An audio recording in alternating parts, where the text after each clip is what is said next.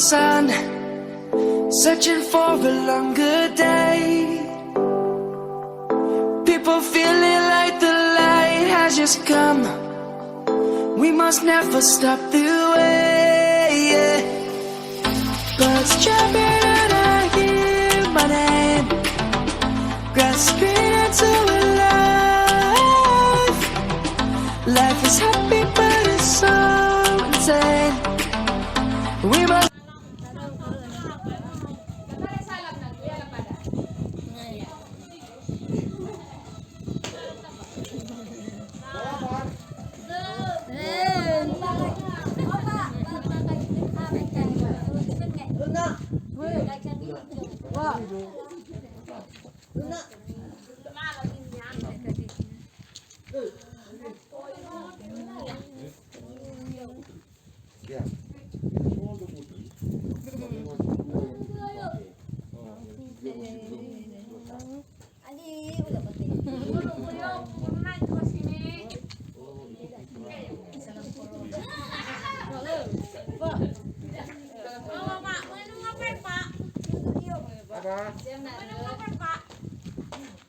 Mau foto-foto aja.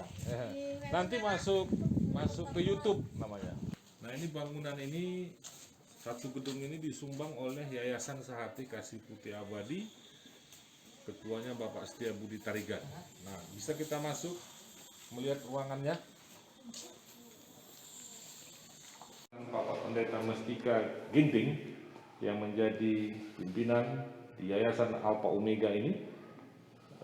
Beliau sudah cukup lama di tempat ini dan terlibat dalam kegiatan-kegiatan sosial, khususnya di tempat ini di Jumalingga nama tempat ini. Jadi sekitar 15 menit dari kota Kabanjahe mengarah ke Lingga. Jadi dari situ ada pamflet dan 1 kilometer ke dalam. Lokasinya cukup bagus dan ini kita berada di tengah-tengah salah satu fasilitas rumah di mana di tempat ini akan dihuni oleh saudara-saudara kita yang difabilitas. Silakan Pak Mestika yang akan menunjukkan tempat ini. Ya, ini salah satu dari 10 gedung asrama yang saya sebut wisma. Wisma bagi mereka. Saya sebut wisma karena lokasi ini, rumah ini tempat mereka beraktivitas sehari-hari, mulai memasak, mencuci, dan semua aktivitas rumahan. Saya akan tunjukkan pertama sekali, gedung ini memiliki 5 kamar, 4 diantaranya adalah tempat bagi anak-anak tinggal, di mana setiap ruangan akan ditempati oleh 3 orang anak seperti yang kita saksikan. Dan 1 kamar ini adalah kamar tempat tinggal bagi pengasuh yang berjaga mereka dengan 3 shift kerja, pagi, siang, dan malam. Lalu di sini meja makan sekaligus juga ruang kebaktian bagi mereka. Lalu di sebelahnya ada tempat mereka berlatih mencuci tangan, menggosok gigi dan sebagainya. Karena bagi mereka, mengajari mereka menggosok gigi nggak boleh dengan mengajari, harus dengan contoh. Memang seyogianya ada kaca cermin di sini, Pak, untuk mereka bisa melihat kita menggosok gigi misalnya. Nah, ini sekalian untuk kebersihan mereka. Lalu di sebelah kiri saya, ini adalah dapur bagi mereka, tempat mereka belajar memasak dan beraktivitas sehari-hari di dapur. Lalu di ruang belakang, mari silakan. Ini adalah ruang tempat mereka mencuci dan menjemur pakaian mereka. Nah, ini semuanya belum selesai benar, hanya kami sudah pergunakan seadanya. Ya, demikian keadaan ruangan ini, Pak. Nah, dipoto dulu itu. Nah. Foto. Foto. Tengok sana lah. Sana. Iya. Jangan Bapak ditengok. Jadi inilah salah satu ciri-ciri mereka yang sedikit autis, tidak percaya diri, bertatapan muka. Kalau yang ini juara ini. Juara? Juara berapa? Emas. Juara emas. Medali emas dia para games Oh, di Ari. iya tingkat nasional sih Hebat. untuk jenis Down syndrome. Kamu harus percaya diri. Ya, Beda. Ayo kita lihat yang di luar lagi. Itu Pak view Sinabung.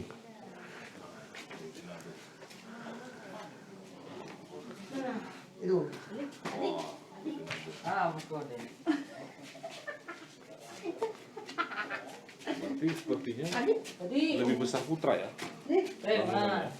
Tidak Pak, sama semuanya. Oh, bentuknya pun sama. Ya, Jadi kalau satu bangunan ini menyedot biaya berapa?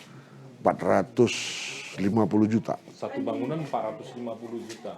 Jadi teman-teman yang tentu punya kelebihan bisa katakanlah mendukung program kegiatan sosial Alpha Omega ini. Satu unit rumah itu sekitar 450 juta.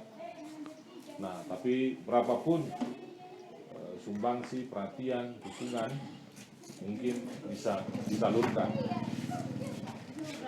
lewat yayasan ini, apakah nanti melalui Pak Mestika Ginting, terserahlah, bisa juga nanti melalui kami, lalu karena STTG ini sudah bekerjasama dengan yayasan Alpha Omega ini, beberapa mahasiswa kita kirim untuk melakukan pelayanan di tempat ini. Tapi ini karena ini lokasi yang baru, mungkin belum mahasiswa kita untuk semester ini belum sampai ke tempat ini. Baik, isi tempat tinggal mereka ya, Pak? Ya, Pak. Ya. Tadi di sini rencana mau dibangun apa, Pak? Ini gedung fisioterapi Pak. Oh, ini untuk Untuk terapi semuanya lah. fisioterapi, terapi.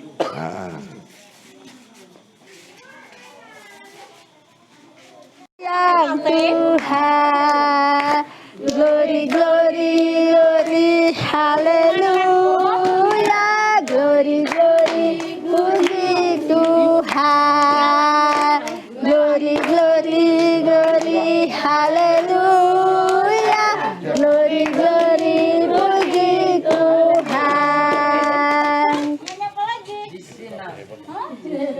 Di sini senang. Senang, senang, di sini senang, di sana senang, di mana-mana diku senang, di sini senang, di sana senang, di mana-mana hatiku senang. Oh, haleluya, puji Tuhan, upamu besar di surga. Oh, haleluya, puji Tuhan, upamu besar di surga. Di atas pohon jambu anak cacing, di dalam tanah beranak burung, di dalam sorga ada Tuhan, di dalam gereja tajam muka, namanya Kuda Lupin Panjang Hidup, namanya Gajah Gajah Tanah, itu pencuri dosa panjang sabar, itu hanya Tuhan Yesus, Yesus, amin. Semua. Nah, saya sekarang bersama dengan Moren. Siapa nih? Halomoan Damane. Iya, memang. Halomoan ini juara dapat medali emas dalam acara apa? Pertandingan Oke ya. pertandingan para games. Oke. Ya. Dia kan DS. Mana deh? Jadi dia Aku pas sudah. lomba Iya. lomba 50 lari 50 meter sama tolak peluru. Oh, Iya, jadi Hebat. satu wah, dua. peluru dia juara 3. Wah. Ih, mantap Pak. Jadi saudara-saudara sekalian, Halomuan ini mendapatkan medali emas pada lomba lari 50 meter di kegiatan pertandingan para games ya. Para games di Jakarta. Ih, kelihatan. Ih. Hebat kamu ya. Ayo Pak. Terus dia ikut apa? Tolak peluru. Dapat medali perunggu. Iya Pak. Waduh, hebat. Eh, Hebat kamu. Siapa pelatihnya? aku. Pelatihnya sendiri. Iya. Ih. Mana gurunya? Iya, Pak Guru. Gurunya. Guru. Mana gurunya? Pak Isa, Pak Oh, Pak Guru. Darson. Pak pendetanya siapa? Senang. Senang. Senang. Iya. Oh, senang. Baik. Jadi nanti ikut lagi ya? Iya. Dapat ikut lagi nanti ya? Iya Pak. Iya. Oke. Sederhana gitu Pak, karena umur juga udah Udah berapa? Udah dia tahun 92. 92 itu berarti 28 tahun.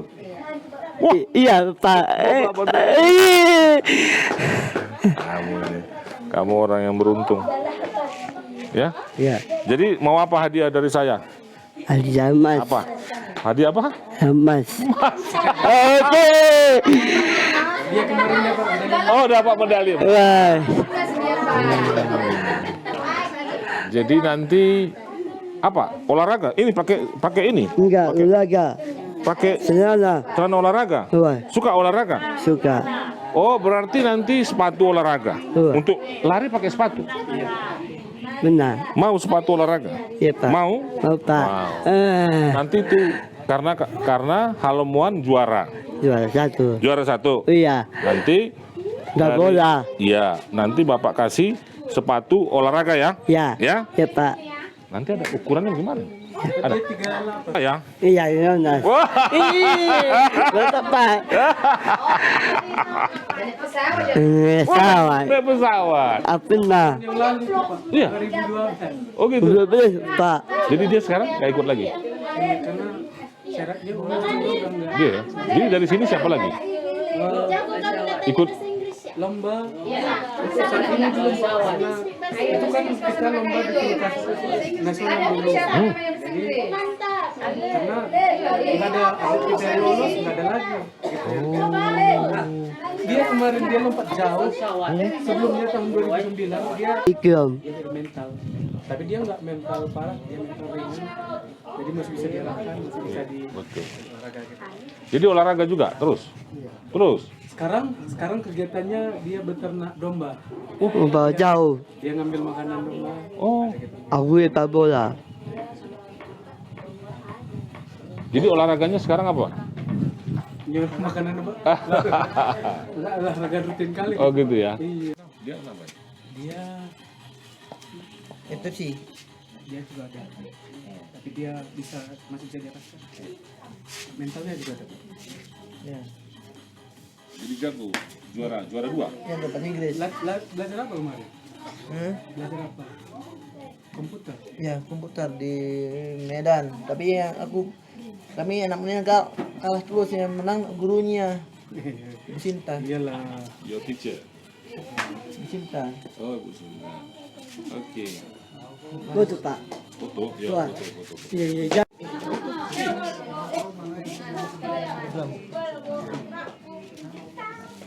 Name friend in the group Dewi and Hema Rencang. Emma Rensa. Ya. Dewi. Tuti. Hema Rencang. So your father, where is live? Dad. Okay. Your man? In Tangerang. Teman-teman sekalian, saya sekarang bersama-sama dengan para pengasuh yang ada di Alpha Omega. Saya bersama dengan Pak Malau, Pak Peranginangi, Oh Sembiring, dengan Bro Sembiring, Bro Pinem, Bro Sembiring, Tarigan. Nah, mereka-mereka inilah yang menjadi pengasuh di Yayasan Alpha Omega ini. Ini dibutuhkan pengabdian yang tinggi dan semangat sosial, empati dan seterusnya. Enggak semua orang bisa seperti ini. Mari kita dukung mereka. Apa yang bisa Anda berikan? Tuhan memberkati Anda semua. Waduh, yang foto. Ermawati. Iya. Saudara-saudara sekalian, saya sekarang bersama-sama dengan Ibu Ermawati Berupinem. Berupinem. Beliau ini sudah cukup lama mengasuh anak-anak di tempat ini, sekitar 5 tahun, Pak. 25 tahun. Nah, sekarang kita akan gunakan waktu untuk bincang-bincang sebentar. Ibu Pinem, Iya. bagaimana suka dukanya nih bersama mengasuh mereka ini? Kalau sukanya, Pak, sama dukanya, kalau di sini, kalau kita sudah bersama-sama dengan anak-anak, pikiran kita pun sudah pelong. Sudah pulang ya. Iya, apalagi sama anak-anak, kalau ada pikiran, nah seperti ini, ada pikiran, kalau langsung kita peluk, kan hampir langsung lupa. Memang panggilan ya untuk melayani mereka ini. Kalau pertama dulu masuk ke sini, Pak, bukannya. Tapi semenjak udah lama di sini, semasa udah mendarah daging lah sama orang ini, kalau nggak ketemu sudah kangen gitu. Iya ya. Artinya memang Ibu Pinem sudah menyerahkan dirinya untuk melayani mereka ya. Iya, iya Pak. Rencananya Aminkan. sampai tua akan terus melayani mereka. Iya Pak. Wah, hebat. Ini generasi hebat. Tidak semua orang bisa seperti Ibu Pinem nih. Iya, kita aminkan Pak, kuat sampai akhir hayatnya. Semoga Tuhan berkati Ibu Pinem. Amin Pak. Piring.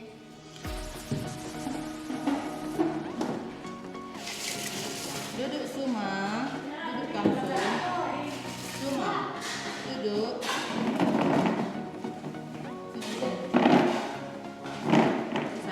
Bapak Firman. Hei, duduk dulu.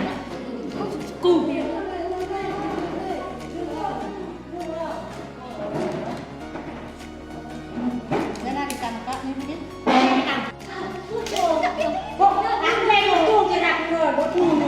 Oh, ini pemilik tiga.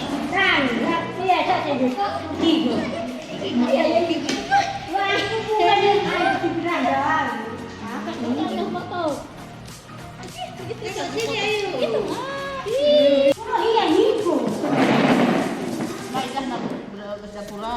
Bikin dalamnya. Makanannya, matanya, kita doa ya. Mata, doakan ini. Makin bawa nasi ya. Baru kamu nasi, suara katitan, alwes jamin. Ada aku. Jauh belum. Selamat ketemu kembali sahabat, teman, saudara-saudara sekalian di channel YouTube Sahat Tobing. Hari ini saya berada di tengah-tengah persekutuan YKPD atau Yayasan Kesejahteraan Penyandang Disabilitas GBKP. Jadi ini milik Gereja Batak Karo Protestan Alpha Omega. Saudara-saudara sekalian, lokasi yayasan ini itu berada sekitar 4 km dari kota Kabanjahe, mengarah ke Simpang 4, Desa Budaya Lingga. Jadi ini dekat juga, bisa dari sini bisa kita lihat Gunung Sinabung, udara sejuk. Lokasi ini sekitar berapa hektar nih Pak ya? Sekitar Semuanya 6,8 hektar. Nah, teman-teman sekalian, saat ini saya mau mengambil waktu bincang-bincang dengan Bapak Pendeta Mestika N. Ginting, Sarjana Teologi, MPC atau Magister Psikologi, yang mana beliau, Pak Pendeta Mestika ini menjadi direktur dari YKPD GBKP Alpha Omega ini. Pak Mestika sudah menikah dengan Ibu Samaria Keliat, Sarjana Ekonomi, dan sudah dikaruniai anak 2. Anak pertama Gideon dan Ruth Beruginting. Pak Mestika ini menyelesaikan pendidikan S1-nya teologi di STT Abdi Sabda Medan dan menyelesaikan pendidikan magisternya di Universitas Medan Area di Medan dengan mengambil konsentrasi psikologi. Saya sudah cukup lama mengenal Pak Mestika ini, dan memang tidak secara kebetulan Sekolah Tinggi Teologi Gereja Metodis Indonesia sudah mengikat Memorandum of Understanding atau nota kesepahaman dengan Yayasan Disabilitas ini, sehingga pada hari Sabtu mahasiswa dari STTGMI Bandar Baru terlibat dalam pelayanan di tempat ini. Patut disyukuri dan patut dibanggakan bahwa kepedulian GBKP memperhatikan sesama kita yang katakanlah mengalami disabilitas ini. Saya tidak menyebut mereka sebagai manusia yang kurang beruntung, tidak. Justru saya melihat bahwa mereka justru memiliki keberuntungan, karena dengan demikian nyatalah akan terlihatlah kasih, cinta di antara sesama manusia melalui kehidupan mereka. Saudara-saudaraku sekalian, kita akan masuk dalam bincang-bincang ini. Selamat siang Pak Mestika. Selamat siang Pak Tobing. Nah, pertama-tama saya mau nanya dulu nih Pak. Ini Pak Mestika ini seorang pendeta. Ya kan? Biasanya kalau seorang pendeta itu kan pengennya di jemaat, ya kan? Di jemaat, lalu ya mau jadi jabatan-jabatan apalah. Ya. Tetapi saya melihat dan sengaja datang ke tempat ini karena saya melihat Pak Mestika justru mengambil pelayanan yang sebetulnya menurut saya cukup melelahkan, dibutuhkan kesabaran. Wah, saya belum tentu bisa lah. Nah, untuk itu dalam kesempatan ini Pak Mestika bisa bercerita dulu. Kok bisa tiba-tiba katakanlah punya keinginan memberikan dirinya di tempat ini. Silakan Pak.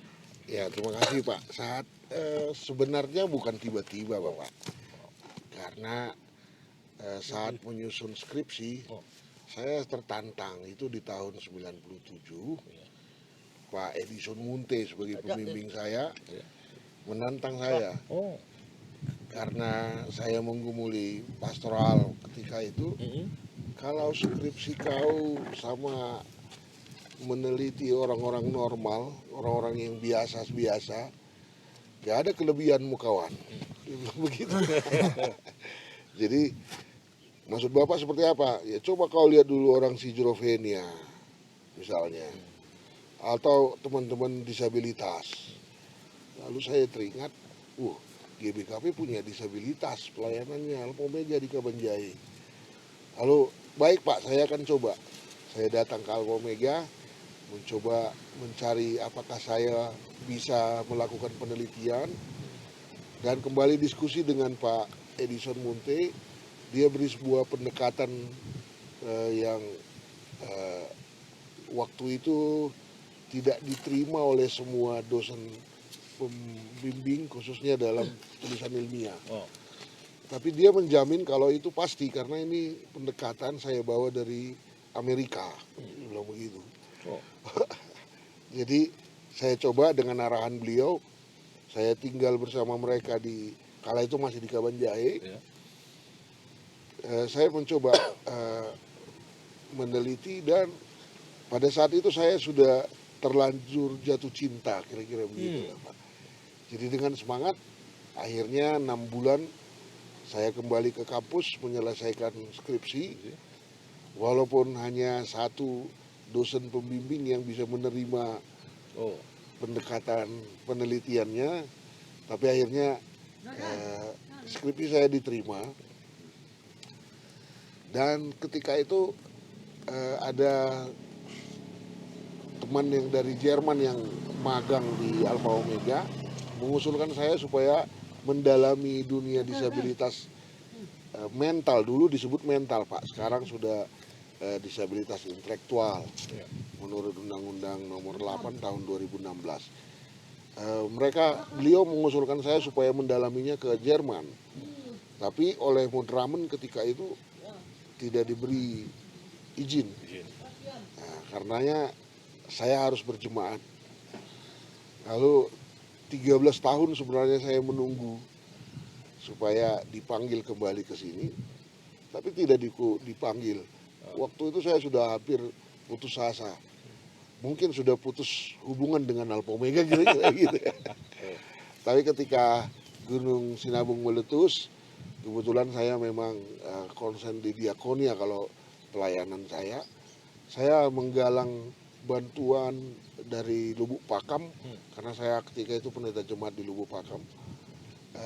Dan setiap minggu saya mengantarnya ke Kabanjahe. Saat saya bertemu dengan Pak Matius Panji, Barus ketika itu ketua Madramen, dan juga Pak Agustinus Purba, Kabid Diakonia ketika itu, saya diminta supaya ke Alpha Omega. Dan saya bilang, saya sudah sempat melupakan itu Pak. Saya sudah menikmati kehidupan di jemaat. Jangan ganggu lagi gitu kira-kira. Lalu mereka bilang ini kebutuhan gereja kita. Kau sudah mengabdikan diri di gereja ini, patuh sama atasan. Kira-kira begitu. Tapi saya memang menggumuli kembali. Mungkin inilah cara Tuhan. Beginilah cara Tuhan memanggil saya kembali. Maka itu di 2011 November saya kembali ke Alpha Omega, dan sepertinya makin lama makin menikmati begitu Pak. Jadi apakah ini sulit? Ini pelayanan sulit Bapak bilang? Saya pikir ini bukan soal sulit Pak, tapi karena menikmati dan inilah panggilan itu saya pikir Pak. Nah, saya mau mengejar kata menikmati tadi. Nah ini Pak Mestika ini mesti membongkar dulu apa nih kata menikmati ini mesti dijabarkan ini. Nah kira-kira apa yang Bapak maksudkan dengan Pak Mestika maksudkan dengan menikmati? Terus terang pelayanan di disabilitas ini jauh berbeda dengan pelayanan di jemaat. Kalau pelayanan di jemaat, barangkali kita tertantang bagaimana memenuhi kebutuhan iman dan jasmani jemaat. Sehingga kita bergumul dengan orang-orang yang normal, kira-kira begitu ya. Bisa dilogikakan, katakanlah ketika kita mau mengadvokasi jemaat, memberdayakan mereka, kita bisa memakai prinsip community development misalnya hanya bagaimana memanage waktumu, bagaimana memanage uangmu, how to manage your time, how to manage your money, itu jalan. Dan itu juga asik sih.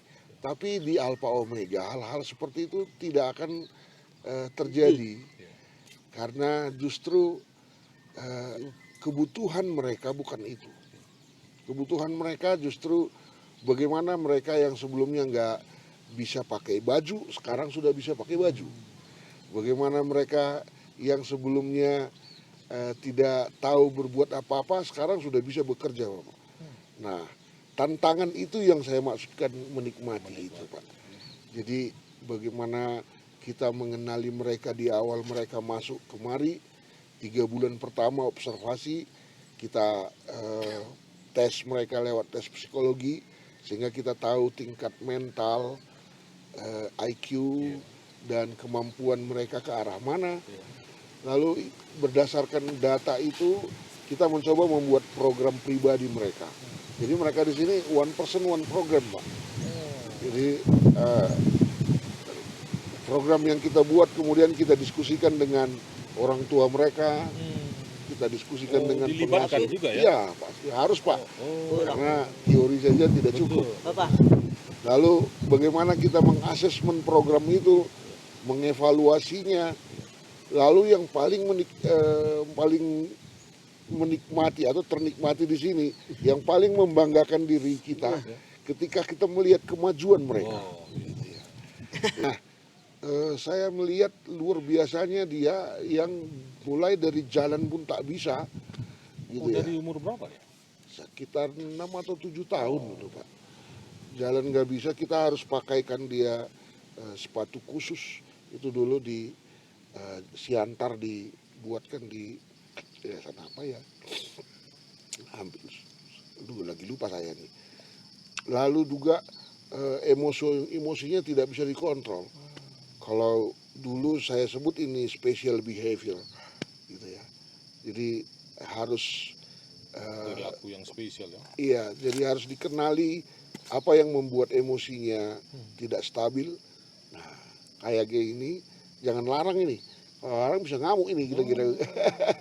Makanya diam saja, tenang saja, libatkan dia. Nah, kalau ini marah, luar biasanya menggigit. Ini bisa kelupas ini Pak, kalau dia gigit ini. Nah, tapi tantangan kita, bagaimana kita membuat emosinya itu boleh stabil terus. Nah, hari ini saya sangat senang menikmatinya itu di situ Pak. Saya bisa menaklukkannya, kita bersama-sama. Jadi ada kemajuan, dan hari ini dia sudah terlibat dalam peternakan lembu. Jadi setiap pagi dia sudah tahu bagaimana dia memberi makan sapinya, lembunya. Lalu setelah makan jam 8 dia bawa keluar ke tempat padang rumput yang hijau kira-kira gitu.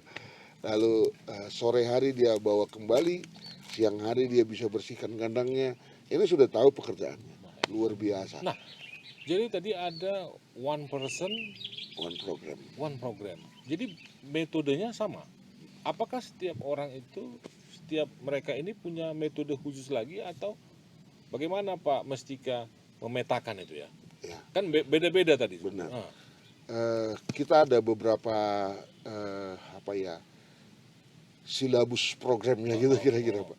Pertama dari sisi ilmu atau pendidikannya gitu ya. Dia bisanya kira-kira kalau IQ-nya biasanya kan batas ambang IQ disebut disabilitas itu 70 Pak. 70 ya. Kalau di bawah 70 sudahlah, ini sudah disabilitas intelektual ini. Kalau 75 itu masih normal, apalagi sampai 80, ini masih bisa diajarin sekedar membaca, menulis, dan mengenal huruf gitu. Tapi yang tidak bisa dia lakukan adalah dia tidak akan mengerti apa ya yang dia baca, apa yang dia tulis. Hanya mengandalkan stimulasi, saking seringnya kita sebut angka huruf gitu, dia jadi tahu. Tapi dia tidak tahu. Itu di sisi pendidikan kita kan lihat sampai di mana kawan ini bisa diajari. Nah, lalu dari sisi kemandirian hidupnya. Nah, setelah kita lihat tingkat IQ-nya, biasanya kalau yang 70 ke atas itu mereka masih bisa distimulasi, diajarin terus-menerus, sehingga seperti selang cara kita Pak. Selang itu kalau harus terus dialiri air, dia tidak akan tersumbat gitu. Nah, begitu stimulasi yang kita lakukan sehingga mereka bisa akhirnya memakaikan baju mereka, mengikat gigi mereka dan sebagainya. Tapi kalau yang di bawahnya lagi, ini kayaknya agak susah, jadi itu harus dibantu. Mungkin kawan ini tidak di situ dikuatkan, gitu ya. Lalu dari sisi kreativitas mereka, berarti apa sih kesenangan mereka? Makanya di sini dibuat ada banyak bentuk vokasional buat mereka. Kalau mereka sukanya bermain-main dengan tanah misalnya, ya mungkin kita berdayakan mereka di perladangan. Lalu diberi pekerjaan satu saja, tapi terus menerus. Ya kira-kira begitu. Kalau mereka suka dengan bunga-bungaan misalnya, kita buat vokasional merangkai bunga atau merawat bunga. Kira-kira begitu cara kita memetakan Jadi program. jadi kita melihat apa yang menjadi kesenangan dia ya. Iya. Oke. Jadi Nah, jangan pernah, itu ada kata kuncinya Pak. Jangan pernah Anda yang membuat programnya. Kalau itu tidak mungkin. Jadi kita belajar dari apa yang tereksplor dalam dirinya. kita menstimulus. Ya, kita menstimulus. Oke. Jadi kuncinya membuat program mereka, temukan bakat mereka, dan terus stimulasi itu. Nah, mayoritas yang datang ke sini atau anak-anak saudara-saudara kita yang ada di sini ini mayoritas di bawah 70. Iya. Mayoritas di bawah Mayora di bawah. 70 ya. Dan kalau di atas 70 tidak di sini dia. Kalau di atas 70 sampai ambang 80, biasanya itu ciri-cirinya mereka bisa sekolah di sekolah umum, Oke. tapi nggak naik kelas. Oke. Kira-kira begitu. Nah, ada nggak persyaratan Pak untuk masuk ke tempat ini ya? Mungkin Bapak bisa juga menginformasikan kepada kami supaya nanti para penonton yang mendengar ini Pak, mungkin akan bisa memberikan ke sini atau mempercayakan ke sini. Ada syarat-syarat khusus? Sebenarnya tidak ada syarat khusus karena GBKP melihat proyek Diakonia di Alpha Omega itu proyek kemanusiaan. Jadi kalau sudah berbicara tentang manusia, tidak lagi ada sekat agama, tidak ada lagi sekat budaya atau suku dan sebagainya. Karena itu mereka yang ada di sini sudah gabungan. Datangnya bukan orang Karo saja, tapi semua suku sebenarnya. Ini misalnya Sinaga, lalu juga agama. Kalau aku nggak salah ada 8 mereka yang di Muslim. Hanya waktu mereka masuk kita beritahu kepada keluarganya kalau kita melayaninya secara Kristiani. Kalau mereka bersedia enggak masalah gitu. Kalau persyaratan lain kita hanya butuh, itu pun belakangan ini Pak, kita hanya butuh ada kartu keluarga mereka supaya kita mudah mengakses semua fasilitas yang disediakan oleh pemerintah bagi mereka. Hak-hak mereka ya. Tapi itu juga nggak bisa mutlak Pak, karena yang datang kemari ini bukan diantar oleh keluarga. Ada banyak diantara mereka yang diantar oleh polisi misalnya. Mereka temukan di jalan, nggak ada lagi yang diantar ke dinas sosial. Biasanya dinas sosial akan antar ke sini. Nah, makanya banyak juga yang kami sendiri yang membuat namanya. Misalnya kami buat namanya Mampa. Mampa itu bahasa Karo sesat Pak. Tapi bukan itu sebenarnya maksud kami. Mampa itu mana mama dan papa gitu. Lalu kami juga sebut ada yang Mampa gitu. Mampa itu yang kedua Suma. Ini teman yang berikan namanya, sungguh amat malang gitu. Karena nggak ada, kadang-kadang nyenyek pengasuh di sini bilang anak-anak yang tidak dirindukan lagi nih Pak katanya. Teriris hati ini meninggalnya. Jadi ada banyak yang begitu, itu biasanya dimasukkan ke kartu keluarga saya. Jadi udah banyak nih kan. Banyak Pak. Jadi ada 63 orang mereka Masuk kakak. masuk kakakku. Iya. Makanya kemarin ada BLT itu dipertanyakan juga, diributkan juga oleh wartawan-wartawan di sini kan. Kenapa Alpha Omega yang terima itu? Lalu kami memang men-sharingkan itu, membagikan ke keluarga mereka 50-50 lah. Ya. Tapi teman-teman di sini pada ribut. Kenapa nggak dikasih semuanya sama keluarga mereka? Ini Alpha Omega nakal ini. Lalu saya buat siaran pers begini kan. Tahukah Anda kalau semua mereka ini adalah anakku. Ini kartu keluargaku dan di dalam semua mereka. Itu kan penerimaan keluarga Pak. Gitu.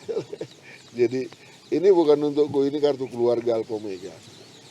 Jadi begitulah solusi yang diberi kepada teman-teman yang tidak tergolong yang tidak dirindukan itulah.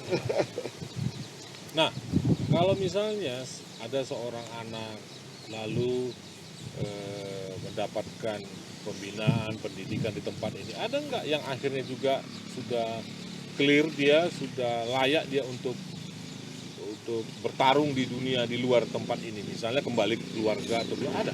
Ada Pak. Oh, ada. Kalau itu tidak terjadi nggak berganti anak Alpha Omega Pak. Ya, Jadi informasi. tadi kami sebutkan juga kegembiraan kami adalah ketika mereka berkembang. Baik. Nah, tapi umumnya karena disabilitas intelektual ini yang bisa kembali, kami sebut kembali ke masyarakat ya Pak.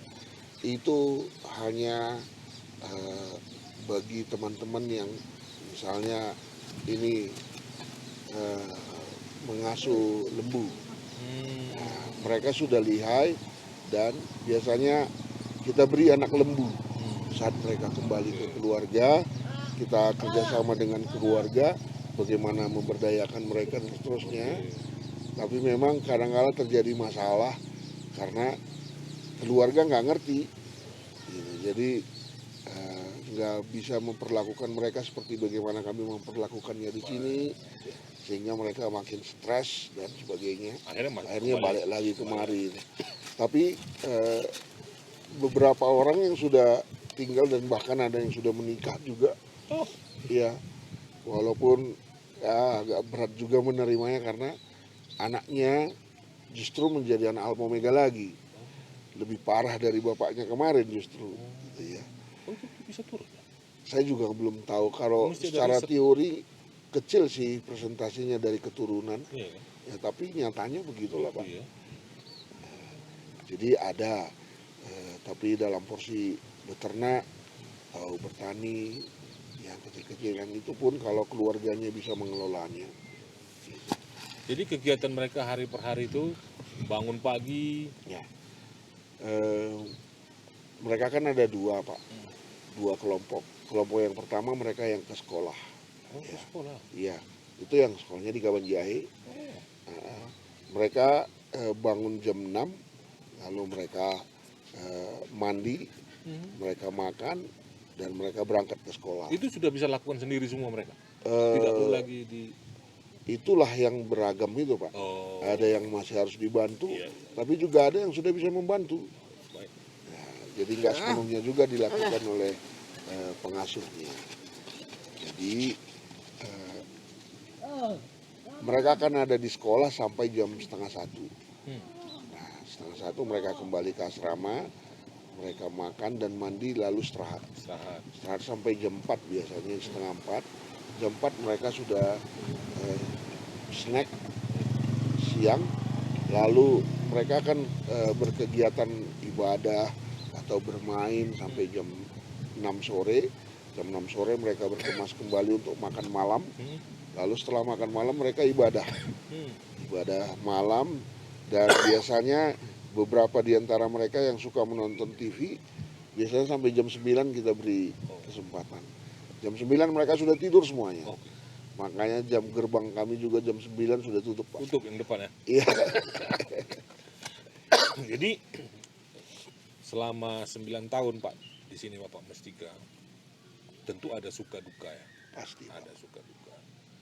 Mungkin bisa Bapak membagikan pengalaman suka duka itu sekaligus begini Pak. Bagaimana keterlibatan sosial ini juga gereja harus concern. Karena untuk inilah gereja ada di tengah-tengah dunia.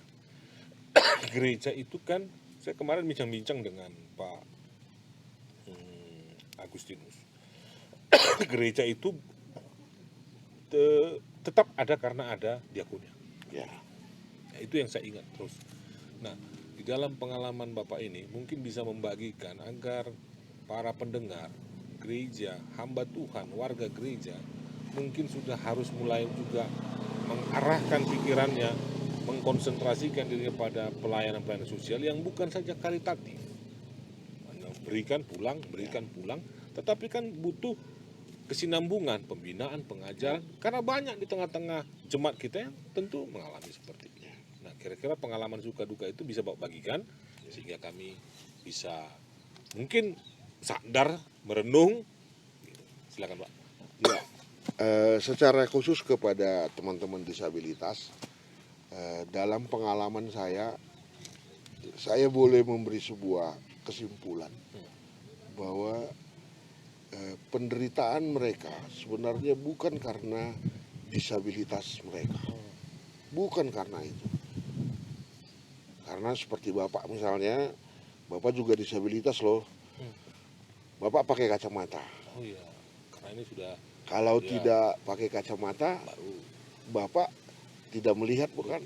Tidak sempurna melihatnya. Berarti Bapak punya hambatan dalam mobilitas hidup Bapak. Itulah disabilitas, Pak. Nah, saya mau katakan, Bapak berkacamata kan Bapak sudah berdamai dengan kacamata. Bapak nggak merasa diri Bapak rendah atau kecewa dengan diri Bapak karena Bapak pakai kacamata. Malah bisa jadi modis ya. Mereka juga begitu, Pak. Sebenarnya penderitaan mereka bukan karena disabilitasnya. Kalau soal itu mereka sudah berdamai dengan dirinya, sudah. Tapi penderitaan mereka justru datang dari masyarakat.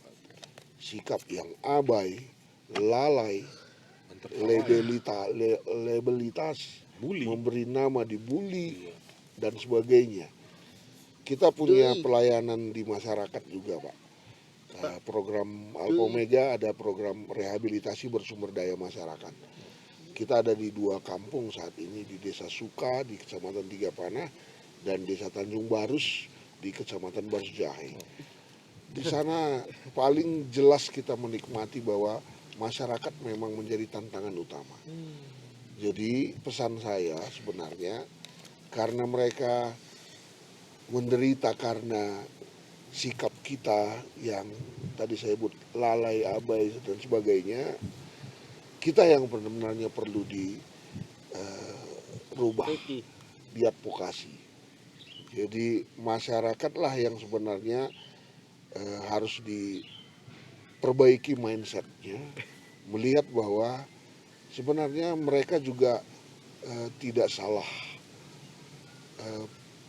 Ya artinya tidak salah ciptalah penciptanya mestinya mereka buat begini. Kalau kita kaitkan dengan Yohanes pasal 9 ayat 4, bukan karena dosa siapa-siapa, tapi karena Tuhan mau menunjukkan kuasanya lewat kehidupan mereka. Tadi sepertinya Bapak katakan di awal pertemuan kita, bahwa dengan keberadaan mereka nyatalah cinta kasih antar sesama manusia. Dan lewat mereka ada, kita bisa juga melihat betapa baiknya Tuhan bagi setiap kita. Gitu ya Pak ya. Bukan berarti kita melecehkan mereka, tapi lihatlah ketika kita berkaca kepada mereka kita akan bersyukur. Tapi ketika kita berkaca dengan artis barangkali kita akan melihat kita kurang baik. Luar biasa kan Tuhan dengan keberadaan mereka. Lalu ketika kita mendalami, misalnya kita live in tinggal di sini, kita akan menyaksikan bahwa mereka dalam banyak hal lebih jago dari kita. Dan itu akan menjadi motivasi kepada kita. Misalnya, dia yang lemah tapi bisa menolong orang yang lemah. Dia aja nggak bisa berdiri, tapi dia bisa menuntun orang berdiri sambil dia sendiri berdiri. Lihatlah, kalau kita malu melihat keberadaan mereka, kita yang kuat merasa diri kita selalu lemah. Misalnya, mereka yang rajinnya tidak tanggung-tanggung, kita yang baik, yang sehat ini, katakanlah begitu, kita yang sering malas, kita yang tidak kreatif. Nah, kita akan melihat kebaikan Tuhan dalam diri mereka. Lihat, jangan melihat kelemahan mereka, tapi lihatlah betapa baiknya Tuhan dalam hidup mereka, menjadikan kita sendiri. Nah, mindset saya setuju dengan masyarakat inklusi, Pak. Jadi inklusi itu kita hidup bersama dalam sebuah komunitas yang semuanya kita sama. Kesempatan kerja sama, sekolah sama, sekolah inklusi gitu kira-kira. Lalu terkait dengan fasilitas publik termasuk gereja, Pak. Jadi bukan hanya mindset jemaat yang harus dirubah untuk bisa menerima mereka sebagai ciptaan Tuhan yang utuh misalnya, acceptance-nya baik, tapi juga dari sisi aksesibilitas. Misalnya, nggak layak sih kalau gereja tidak punya jalan landai yang bisa dijalani oleh kursi roda. Kalau tidak ada itu, saya sering sebutkan, ini gereja hanya untuk orang sehat ya. Ntar lagi jadi lansia kalian semuanya. Nggak bisa jalan pakai kursi roda, nggak bisa lagi ke gereja ini kira-kira. Lalu gereja juga kan katakanlah belajar katekisasi bagi mereka, atau bagi teman tunarungu, ya harus ada penterjemah dong. Jangan katakan mereka yang nggak bisa, justru kita yang nggak bisa ketika kita nggak mengerti mereka. Banyak sekali aksesibilitas yang harus disiapkan oleh gereja juga. katakanlah Pak, toilet gereja saja. Kalau toiletnya toilet jongkok misalnya, Bapak bayangkan kalau teman-teman disabilitas susah. Jadi harus dibuat toiletnya yang duduk, lalu juga banyak pegangan dan sebagainya. Jadi saya pikir masyarakatlah yang harus berubah. Jadi PR pelayanan diakonia ke depan adalah bukan kepada disabilitas lagi Pak, tapi kepada masyarakat seluruhnya. Memang menurut saya dari tadi berpikir Pak, bahwa ini kan sebetulnya hak mereka untuk menuntut kepada gereja. Mereka punya hak untuk menuntut hak mereka. Iya, itu satu. Kemudian mereka inilah sebetulnya yang mendapatkan tempat terhormat itu. Itu yang menurut saya. Dan itu setuju Pak dengan apa Bapak sebut, merubah mindset itu bahwa sebetulnya mereka berhak meminta hak merekanya kepada kita. Ya, itu loh. Kalau sekarang misalnya saya katakan, atau saya tukar aja posisi saya, ya kan, sama aja itu. Maka orang itu harus kerjalah di mana ini sesama kita ini bagaimana. Nah jadi mereka berhak untuk meminta itu kepada kita. Nah itu menurut saya juga perlu dirubah, karena gini Pak, konsep diakonia gereja selalu adalah cerita duka cita, sakit, menikah, masih itu. Dan Bapak bisa perhatikan anggaran diakonia sosial gereja dibanding anggaran pembangunan, mana lebih besar? Pembangunan gereja. Ya. Diakonia sosial, saya sudah lihat beberapa mahasiswa, saya asal sudah ralap, 10% dari seluruh anggaran. Bahkan ada yang 5% dari seluruh anggaran. Nah ini berbahaya. Bahaya. Berbahaya. Padahal gereja ada di tengah-tengah dunia adalah untuk sesamanya. Sesama itu kan tidak memperhatikan disabilitas atau seperti apa. Tadi Bapak sudah menyadarkan saya aja sebetulnya disabilitas. Ya kan? Baik Pak, terima kasih Pak sudah membagi pengalamannya. Dan di akhir bincang-bincang kita nih Pak, saya mau minta Bapak dulu memberikan semacam closing statement dalam kalimat yang pendek, yang bisa didengar oleh para hamba-hamba Tuhan yang mungkin jauh lebih muda di antara kita, atau juga yang seumur dengan kita, yang menjadi hamba-hamba Tuhan atau gembala-gembala di tengah-tengah gereja ini. Ya. Mungkin Bapak bisa memberikan semacam pernyataan akhir, apakah semacam himbauan, atau nasihat, atau arahan. Silakan Pak. Ya, terima kasih Pak Tobing. Ya, teman-teman pendeta dan semua hamba Tuhan dimanapun berada, saya pada kesempatan ini mau mengajak kita semuanya untuk lebih melihat apa yang dibutuhkan oleh jemaat kita. Belajar dari pengalaman pelayanan saya di Alpha Omega dan sebelumnya juga di beberapa tempat, tidak berubah prinsipnya teman, bahwa carilah apa yang mereka butuhkan. Jangan pernah mencoba memberi solusi apapun tentang orang lain tanpa ia ditanyakan. Saya pikir semua teman-teman hamba Tuhan bisa menerjemahkan apa yang saya maksud.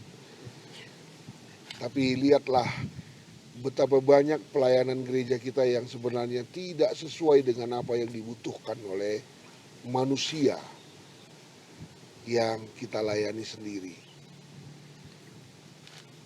Lihatlah dan penuhilah apa yang mereka butuhkan, agar iman mereka bertumbuh.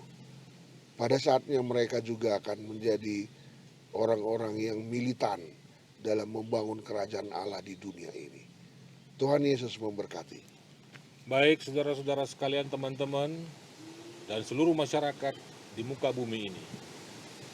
Di akhir percakapan kami ini saya mau mengatakan dan menghimbau kita semua untuk memiliki empati yang sama. Bahwa saudara-saudara kita disabilitas ini, itu tidak berbeda. Itu adalah bagian dari hidup kita. Di mana Allah menciptakan ini semua untuk kita menunjukkan kasih Allah kemurahan Allah kepada semua makhluk. Kita membutuhkan mereka, mereka membutuhkan kita. Tuhan memberkati gerejanya, Tuhan memberkati seluruh manusia di muka bumi ini. Terima kasih Pak Mustika. Terima kasih Pak Sahat. Tuhan memberkati pelayanan Bapak. Amin Pak. Shalom. Amin. Shalom. Dia suka foto, dia suka foto.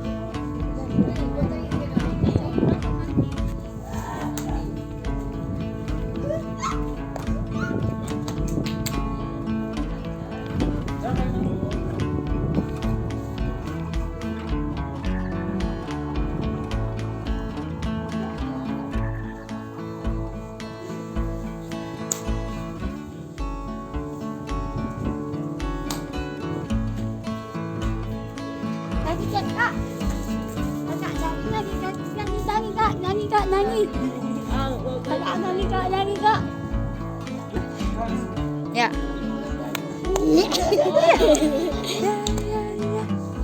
Ini ya.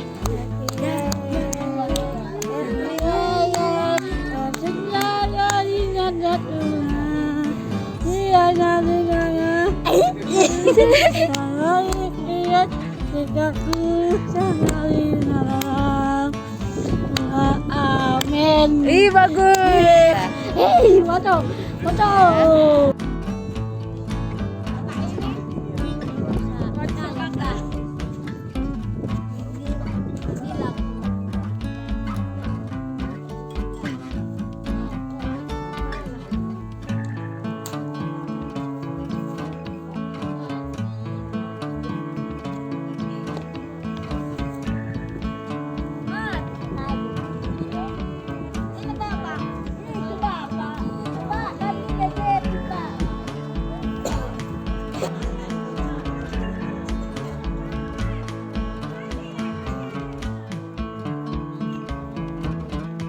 Tidak mau, titik.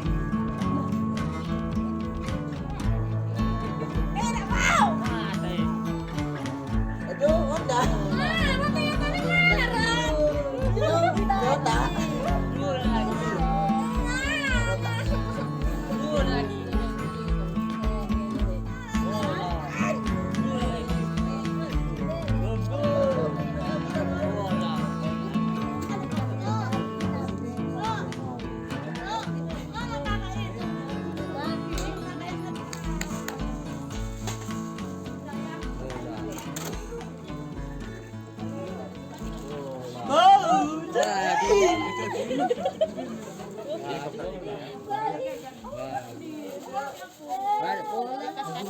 Ini bapaknya. Sepatu nanti main bola ya.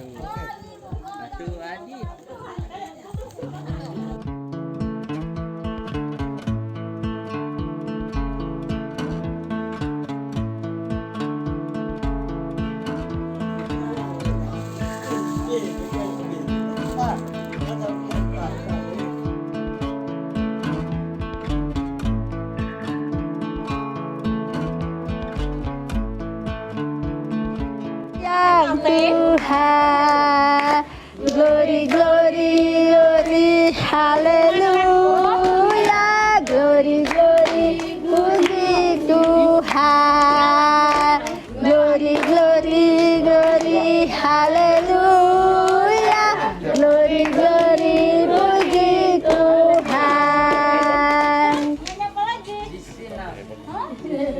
Di sini senang. Senang, senang, di sini senang, di sana senang, di mana-mana hatiku senang.